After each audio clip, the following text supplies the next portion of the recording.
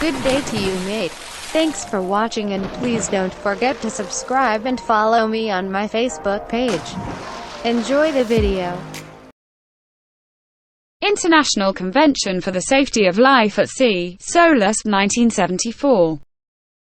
What is SOLAS Convention? The word SOLAS is an abbreviation, and SOLAS full form is Safety of Life at Sea, an international maritime treaty, also known as SOLAS Convention, or International Convention for the Safety of Life at Sea, SOLAS, which establishes the least safety measures in the construction, equipment, and operation of merchant ships. The SOLAS Convention in its successive forms is generally regarded as the most important of all international treaties concerning the safety of merchant ships. The first version of SOLAS Treaty was passed in 1914, in response to the Titanic disaster, which prescribed numbers of lifeboats and other emergency equipment along with safety procedures, including continuous radio watches. The 1914 treaty never entered into force due to the outbreak of the First World War.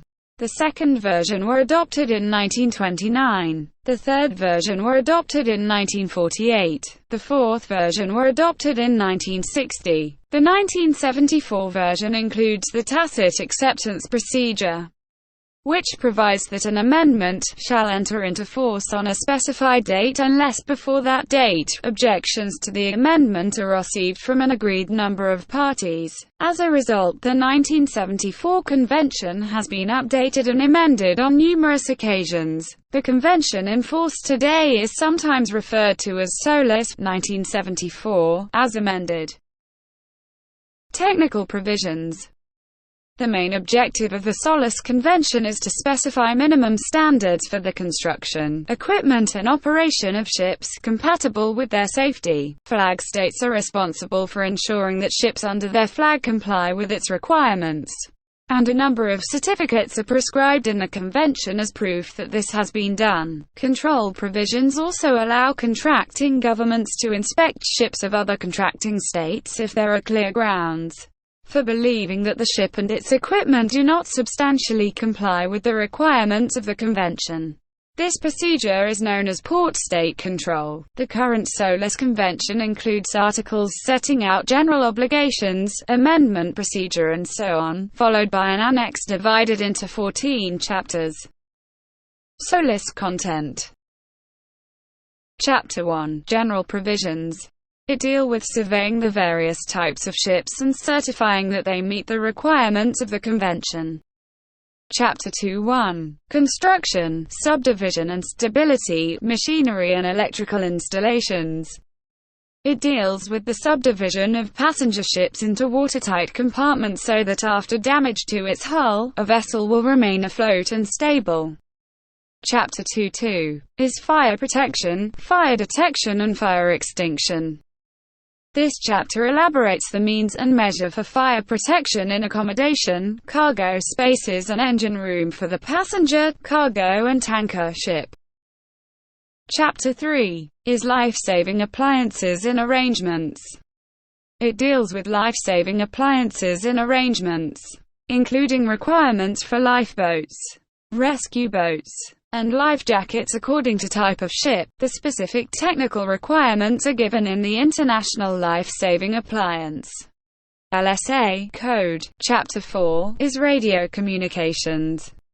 It includes requirements of GMDSS, SAT, EPIB, etc. for cargo and passenger vessel. Chapter 5 is safety of navigation. This chapter requires governments to ensure that all vessels are sufficiently and efficiently manned from a safety point of view. It places requirements on all vessels regarding voyage and passage planning, expecting a careful assessment of any proposed voyages by all who put to sea. Every mariner must take account of all potential dangers to navigation, weather forecasts, tidal predictions, the competence of the crew, and all other relevant factors. It also adds an obligation for all vessels' masters to offer assistance to those in distress, and controls the use of life-saving signals with specific requirements regarding danger and distress messages. It is different from the other chapters, which apply to certain classes of commercial shipping.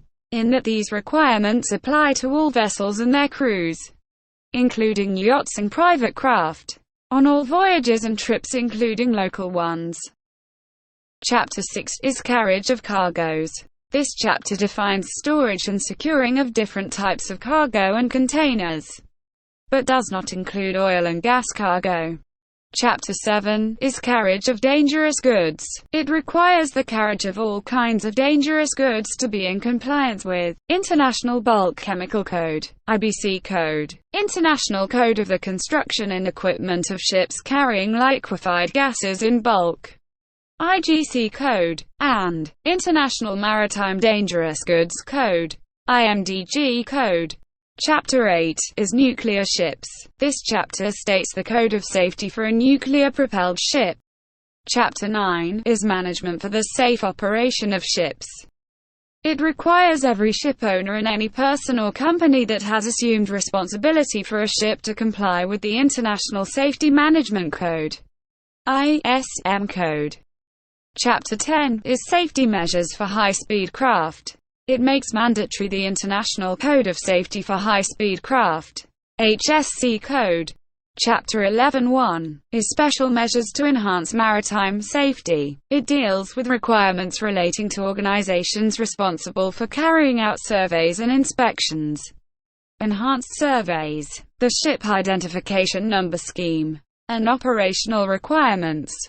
Chapter 11.2 Special Measures to Enhance Maritime Security includes the International Ship and Port Facility Security Code, ISPS Code, confirms that the role of the master in maintaining the security of the ship is not, and cannot be, constrained by the company, the charterer or any other person. Port facilities must carry out security assessments and develop, implement and review port facility security plans, controls the delay, detention, restriction, or expulsion of a ship from a port, requires that ships must have a ship's security alert system, as well as detailing other measures and requirements.